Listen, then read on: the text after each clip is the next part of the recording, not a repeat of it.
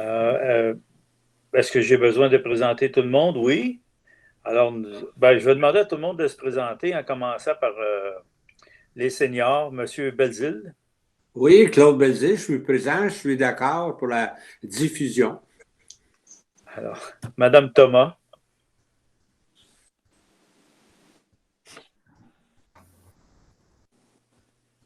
Madame Thomas. Oui. Vous m'entendez? Oui. Non? Vous ne m'entendez pas? Oui. OK. Complètement d'accord. Oui. OK. Monsieur Ouellet. Oui, je suis d'accord, moi aussi. Monsieur Lantier. Oui, allez-y. Et j'ai oublié Madame Simonetti. Oui, bonsoir. Ça aussi, je suis d'accord avec la question. Merci. En fait, Madame Simonetti, vous n'avez pas oublié, vous avez gardé pour le dessert. Alors, tout le monde s'est présenté. Si M. Lesnick veut présenter son équipe. Oui, merci, M. Gay. Donc, d'emblée introduire Mme Mélanie Roy, qui est conseillère en aménagement pour la division de l'urbanisme, permis d'inspection et arrondissement. Mme Roy va présenter aussi à l'étude ce soir. Pour ma part, je me présente, Yann Lesnick, chef de division urbanisme, permis d'inspection. Donc, je vais agir comme secrétaire du comité d'émission du 7 octobre 2020. Merci. Les présentations étant faites, on peut commencer la première présentation avec Mme Mélanie Roy qui va nous faire la présentation du premier dossier. Je demanderai à tout le monde de mettre son micro à off.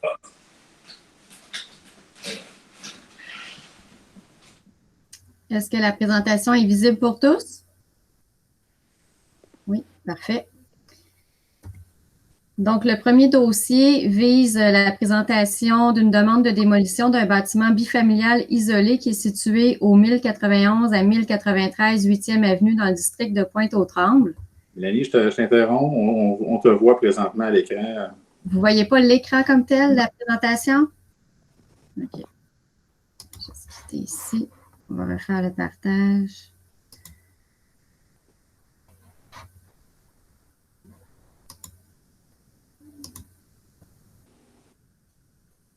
Et voilà, la technologie fait des miracles parfois. Donc, tout le monde voit l'écran? Oui. Parfait. Et l'enregistrement se poursuit. Donc, je vous présente le premier dossier à l'étude qui est la demande de démolition d'un bâtiment bifamilial isolé qui est situé au 1091 à 1093 8e Avenue dans le district de Pointe-aux-Trembles. Donc, le bâtiment nécessite, oups, je m'excuse, doit faire l'objet d'une décision du comité de démolition et ce, en vertu de l'article 4 du règlement qui régit la démolition d'immeubles dans l'arrondissement de Rivière-des-Prairies, Pointe-aux-Trembles. Donc, le bâtiment qui est visé est situé sur les lots 6 333 176 et 6 333 177. Donc, ce sont deux lots qui sont situés sur la 8e avenue entre la rue René-Lévesque et la rue de la Gauchetière. Et les lots sont adossés au parc Saint-Jean-Baptiste. Donc, le bâtiment qui est visé comme tel, il est vacant depuis un certain temps, il est barricadé.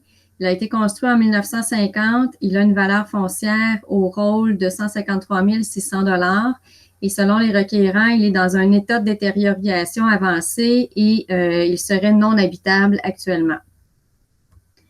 Donc, on voit ici des photos de la façade arrière du bâtiment, façade avant près de la rue, et on voit visiblement là, que le terrain est inoccupé. Au niveau du secteur environnant, donc c'est un secteur qui est résidentiel. Il y a quelques insertions au même titre que le bâtiment qui est visé à l'intérieur du parc Saint-Jean-Baptiste et le secteur comporte principalement des bâtiments résidentiels de 2 étages et généralement des bâtiments jumelés qu'on retrouve dans le secteur. Donc, pour accorder une démolition, le requérant a dû soumettre un projet de remplacement qui doit être conforme au règlement de zonage de l'arrondissement. Donc, ce qui est proposé comme projet de remplacement, donc c'est un bâtiment de 2 étages qui est jumelé et qui comprend une mezzanine. Et au total, il y aurait 3 unités d'habitation, considérant qu'un des 2 bâtiments aurait un logement au sous-sol. On voit également l'implantation des bâtiments proposés. Donc, le futur bâtiment respecte les normes d'implantation qui sont prescrites par le règlement de zonage. Donc, on a une marge avant de 6 mètres. Je vais pointer ici. Donc, de 6 mètres par rapport à la limite avant qui donne sur la 8e avenue. Il y a également des marges latérales de 1,5 mètres, tel que le minimum prescrit par le règlement, et une marge arrière de 6 mètres. Au niveau de l'implantation au sol du bâtiment par rapport à la superficie de terrain, chacun des deux bâtiments sur chacun des deux lots équivaut à 43,7 % de la superficie du terrain et l'implantation peut aller dans la zone jusqu'à 50 %. Donc, le bâtiment est situé dans la zone 244 dans laquelle sont permises les classes d'usage H1, donc les habitations unifamiliales, et les habitations H2, donc bifamiliales, à structure jumelée ou contiguë. Et le bâtiment peut aller jusqu'à 2 étages. Donc, on voit ici l'élévation de la façade du bâtiment sur la rue qui est proposée. Et évidemment, les deux demandes de permis de construction ont été déposées en même temps que la demande de permis de démolition le 21 mai dernier. Donc, au niveau des matériaux de revêtement, ce qui est proposé, c'est de la brique sur les 2 étages en grande partie. Il y a également, au niveau de la mezzanine, au-dessus du 2e étage, qui serait recouverte de vinyle et qui a un retrait par rapport au mur de la façade, évidemment. On a également certaines insertions d'acier et les matériaux sont de couleur assez moderne. Donc, on parle de gris foncé et de matériaux noirs. Évidemment, il n'y a pas de plan d'implantation et d'intégration architecturale qui s'applique dans le secteur. Au niveau des autres élévations, donc les élévations latérales sont principalement recouvertes de briques. Et au niveau de la façade arrière qui donne sur le parc, l'élévation est recouverte de vinyle. Au niveau du plan des étages, donc on voit ici au niveau du plan du sous-sol des 2 bâtiments, chacun a un garage en plongée qui comprend une unité de stationnement et il y a, comme je le mentionnais en début, un logement au sous-sol de l'un des 2 bâtiments qui est d'une superficie d'environ 70 mètres carrés. Au niveau du plan du rez-de-chaussée, ce sont pour chacun des 2 bâtiments des pièces de jour qui sont prévues. Et au niveau du plan de l'étage, donc, ce sont les chambres à coucher. On a un total de 3 chambres dans chacun des 2 bâtiments, incluant également une chambre aménagée à la mezzanine, qui représente en fait là, 34 % de la superficie de plancher de l'étage inférieur. Et une mezzanine peut atteindre jusqu'à 40 % là, de l'étage inférieur selon la réglementation. Au niveau de l'aménagement du terrain, il y a actuellement la présence de 4 arbres. Il y a un érable privé qui est dans la cour arrière du lot 6 333 176. Cet arbre a été évalué par notre service horticole. Il a une bonne vigueur, mais il a une charpente, je vais sortir le terme exact, une fourche aux charpentières principales et ce qui présente une faiblesse dans l'arbre. Il y a également la présence de 2 cèdres qui sont en fait situés sur le terrain public, donc dans le parc, qui sont adossés au terrain, mais qui ne seront pas affectés par le projet de redéveloppement comme tel. Il y a également un tilleul qui est en copropriété, en fait, là, qui est en partie sur le terrain privé et en partie sur le terrain public. Dans le cas du tilleul et de l'érable privé, ces 2 arbres sont situés dans l'aire d'implantation, à moins de 3 mètres, en fait, de l'aire d'implantation de la future construction et doivent faire l'objet d'un abattage. Par contre, les 2 cèdres, évidemment, qui sont sur la propriété de la ville ne sont pas affectés. Le requérant a soumis à notre demande une proposition de remplacement pour les arbres qui doivent être abattus. Donc, on voit ici avec le pointillé la localisation des 2 arbres à abattre. Et ce qui est prévu, c'est de procéder à la plantation de 2 arbres dans chacune des 2 cours à grand déploiement qui sont des féviers de type Sunburst. Ce sont des arbres qui peuvent atteindre une hauteur de 12 mètres à maturité et présentent un grand déploiement. Et en cours avant, ce qui est prévu, c'est un lilas japonais de type Ivory Silk qui peut atteindre une hauteur de 8 mètres et un déploiement de 4 mètres. Ce Ce qui vient justifier la présentation de la demande de démolition, en fait, c'est que d'une part, elle répond aux exigences du règlement régissant la démolition d'immeubles. Le bâtiment actuel, il est vacant et il n'est plus habitable. Donc, il n'y a pas d'éviction de locataire qui est prévue avec la demande. Bon, évidemment, le bâtiment ne présente aucune valeur architecturale particulière ni aucune valeur patrimoniale particulière.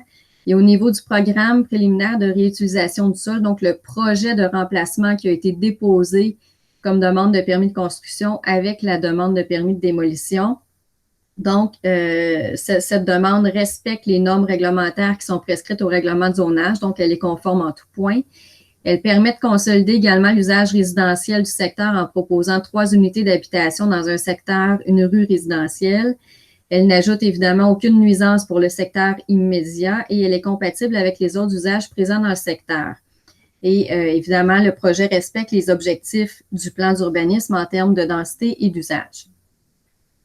Ce qui est proposé, en fait, c'est que le comité peut imposer toute condition relative à la démolition ou à la réutilisation du sol dégagé.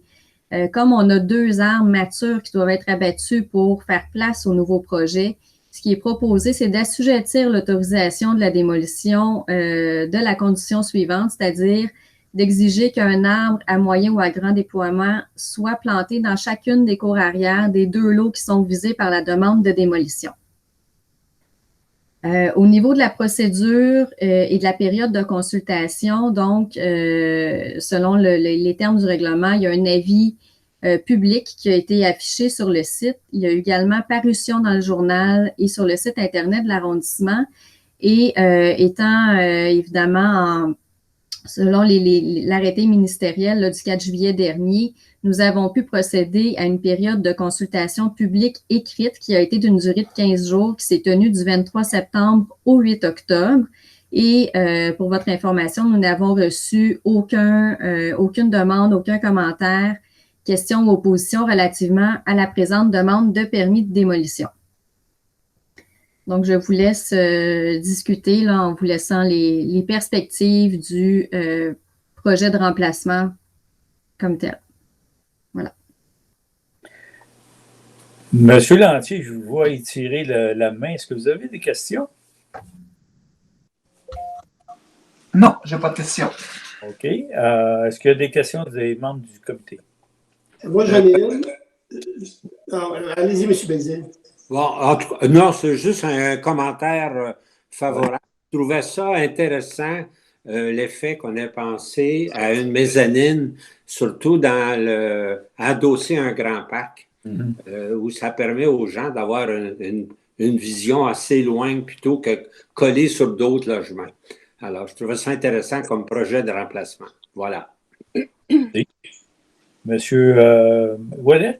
Oui, mais ma question portait justement sur la mezzanine. C'est parce que je vois à la diapo numéro 9, nombre d'étages, 1, 2 étages. Est-ce que le fait de mettre une mezzanine, quand je vois ça de côté, j'ai l'impression qu'un 3e étage, du moins en partie, est-ce que ça contrevient au règlement? Je ne sais pas.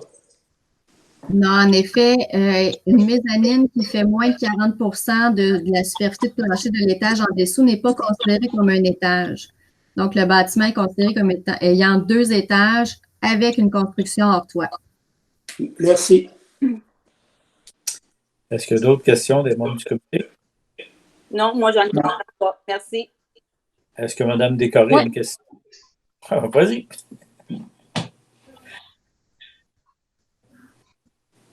Moi, j'en ai une. Oh, Mme Thomas, allez-y. Oui, j'aimerais savoir si on prévoit éventuellement avoir une clôture entre le parc et l'habitation, parce que s'il y a des enfants dans cette maison-là, qui me semble assez grand pour être une maison familiale, est-ce que les enfants, en sortant de la maison, ont tout de suite accès au parc? Les gens qui se promènent dans le parc, qui ont accès à marcher sur le terrain de la maison, s'il vous plaît. Si je reviens au plan d'implantation projeté,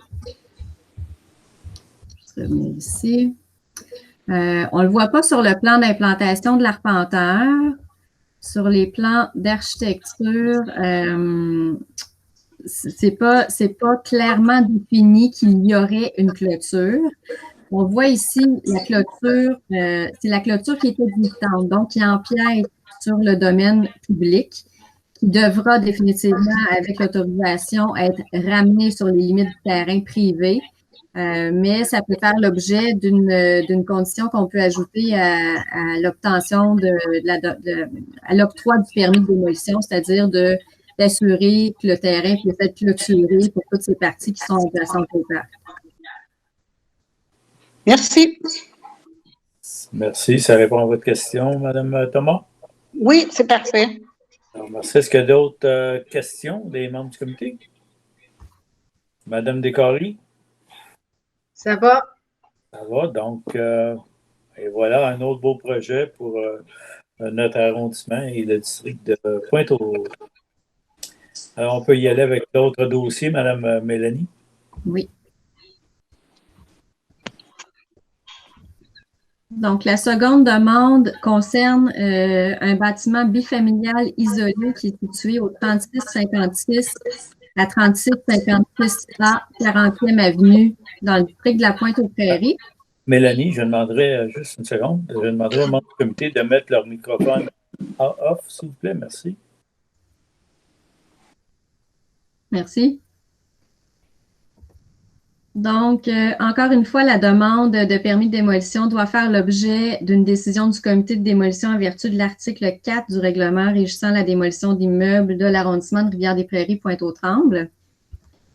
Donc, le bâtiment est situé tout juste au nord du boulevard Henri Bourassa, sur la 40e avenue, dans le district de la Pointe-aux-Prairies. Le bâtiment qui est visé est vacant depuis juin dernier. C'est un bâtiment qui a été construit en 1948, qui présente une valeur foncière au rôle de 168 500 $ et encore une fois, là, qui est dans un état de détérioration avancée selon les requérants. Et donc, comme je le mentionnais, il est vacant. Donc, la demande de permis de démolition vise également les bâtiments complémentaires. Donc, il y a un garage attenant au bâtiment principal et il y a une remise dans la cour arrière qui doit être démolie pour faire place au nouveau projet. Au niveau du secteur environnant, donc, on a différentes typologies résidentielles dans le secteur, autant des bâtiments unifamiliaux, bifamiliaux ou trifamiliaux avec des logements supplémentaires au sous-sol.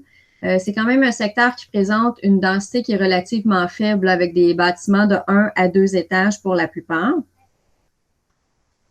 Et au niveau du projet de remplacement, donc on a avec le tireté orangé l'implantation du bâtiment existant et en tireté rouge l'implantation du futur bâtiment. Donc on est sur un seul lot dans ce cas-ci.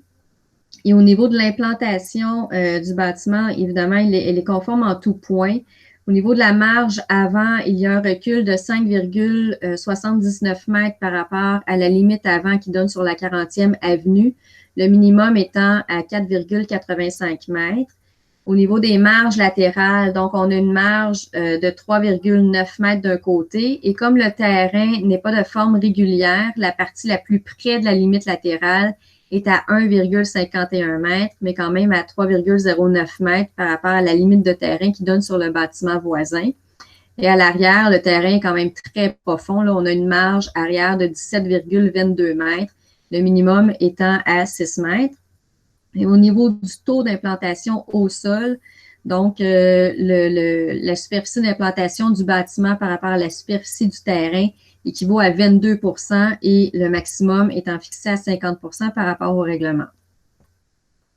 En ce qui concerne le projet de remplacement, le bâtiment est situé dans la zone 160 où seul l'usage H1, donc les habitations unifamiliales, sont autorisées. Par contre, le bâtiment était déjà occupé par un bâtiment bifamilial, donc de 2 logements, et il est protégé par droit acquis. Son remplacement est autorisé pour reconstruire un bâtiment H2, donc de 2 logements. Et la seule différence, c'est que les 2 logements, plutôt qu'être construits de façon superposée, donc un par-dessus l'autre, ils sont construits de façon juxtaposée, un à côté de l'autre. Et évidemment, dans ce cas-ci, la demande de permis de construction a également été déposée le 19 mai dernier en même temps que la demande de permis de démolition et il est en tout point conforme à la réglementation. Donc, au niveau des élévations, encore une fois, on est dans un secteur qui n'est pas assujetti à l'autorisation d'un plan d'implantation et d'intégration architecturale, mais quand même, les matériaux proposés sont du vinyle pour les façades latérales et arrière et de la pierre pour la façade principale avant. Donc, on voit ici l'élévation arrière et la coupe du bâtiment qui présente également la pente là, pour le stationnement en plongée en façade. La demande de démolition, en fait, répond à l'ensemble des exigences qui sont prévues au règlement régissant la démolition d'immeubles. Le bâtiment qui est visé est vacant et ne semble pas en très bonnes conditions. Il ne présente aucune valeur architecturale particulière ni aucune valeur patrimoniale particulière. Et le programme de réutilisation du sol, donc le projet de remplacement, il est conforme au règlement de zonage. Il permet encore une fois de consolider l'usage résidentiel dans un secteur en proposant 2 logements pour une rue qui est entièrement résidentielle. Il n'ajoute aucune nuisance pour le voisinage immédiat. Il est compatible avec les autres usages présents dans le secteur et il respecte les objectifs du plan d'urbanisme comme tel. Dans le cadre de la procédure actuelle, donc en vertu du règlement, il y a un avis qui a été publié affiché sur le site. Il y a également un avis qui est paru dans le journal et sur le site Internet de l'arrondissement. Et la période de consultation publique écrite de 15 jours s'est tenue du 23 septembre au 8 octobre, donc aujourd'hui.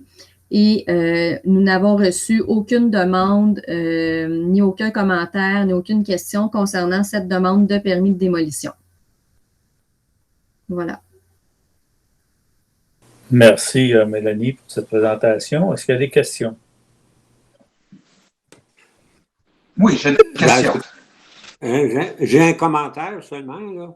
Je n'ai pas remarqué tantôt si les parties latérales des bâtiments dans l'environnement, s'ils sont recouverts de tôle d'aluminium aussi.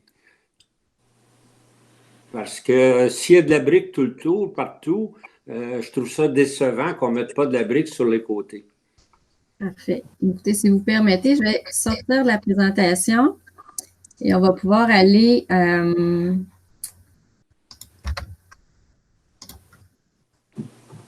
Je vais vous présenter les images de l'environnement.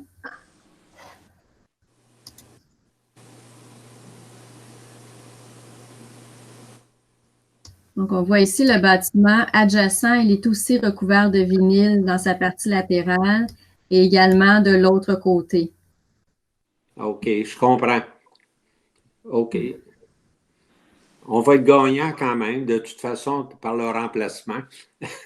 Mais je trouvais souvent que la tendance, c'est toujours mettre du vinyle sur les côtés des maisons. Et je trouve ça moins joli, surtout si tout le monde le fait dans le secteur. Mais tel n'est pas le cas actuellement. Je constate que finalement, il se conforme à les autres maisons environnementales. Merci. Merci, M. Basile. Est-ce qu'il y a d'autres questionnements? Moi. Allez-y. Je suis surpris qu'un droit ne s'éteigne pas avec la démolition d'un bâtiment. Pouvez-vous m'expliquer? En fait, c'est que c'est prévu par le règlement de zonage. Si on a un projet de remplacement conforme, je vais juste retourner dans le chapitre sur les droits acquis. Donc, on permet en fait de reconstruire un bâtiment du nombre de logements équivalent à ce qu'il y avait auparavant sans excéder ce nombre de logements. Les prescriptions du règlement de zonage sont inscrites comme telles. OK. Ça va, M. Lantier? Oui. Moi aussi, j'ai une question. Oui, dans les cas de démolition, y a-t-il quelque chose de prévu pour récupérer des matériaux? Pas spécifique. Même s'ils sont vieux. Oui, pas de façon spécifique. C'est sûr que certaines compagnies de démolition offrent le service de récupération des matériaux, mais dans ce cas-ci, je n'ai aucune idée quelle compagnie a été mandatée là, pour procéder à la démolition. Donc, je n'ai pas la réponse à savoir si les matériaux allaient être récupérés ou pas et de quelle façon. Ce serait peut-être intéressant qu'on se préoccupe de ça à l'avenir, parce que je pense que la récupération, c'est le recyclage éventuel d'un certain nombre de matériaux et ce serait bon pour l'environnement. C'est M. Ouellette, mais je comprends que quand c'est des matériaux nobles, oui, sûrement ils sont récupérés, mais dans le cas qui nous interpelle présentement, il n'y a pas beaucoup de matériaux nobles. Mais il y a sûrement matière à récupération aussi, puis je suis sûr que nos services vont en prendre note. Merci. Est-ce qu'il y a d'autres questionnements? Non, moi, ça a été répondu. Désolée, c'était plus une question de voir si c'était conforme à l'environnement, mais en regardant la photo, ça a répondu à ma question. Merci. Merci, Mme Simonetti. Mme Descaries. Bien, mis à part que le voisinage va être très heureux d'avoir un autre paysage que celui qu'il a présentement, rien à dire. Excellent. Donc, on a eu, s'il n'y a pas d'autres questionnements, on va remercier Mme Mélanie pour cette présentation, puis on se voit demain matin, Mme Roy, n'est-ce pas? Absolument. Excellent. Monsieur Lesnick, est-ce que vous avez des choses à rajouter? À part un grand merci de votre participation au comité en soirée. C'est fort apprécié là, votre présence et vos commentaires avisés. Je termine mon propos en vous disant que l'avis de convocation avec le lien menant au comité consultatif d'urbanisme demain est prêt, donc il va juste à peser à envoyer. Je ne voulais pas vous envoyer ça durant la séance du comité de démolition, mais vous allez le recevoir d'ici quelques minutes, assurément. Merci, M. Lesnick. Alors, je remercie tous les membres du comité d'avoir participé à cette rencontre en soirée.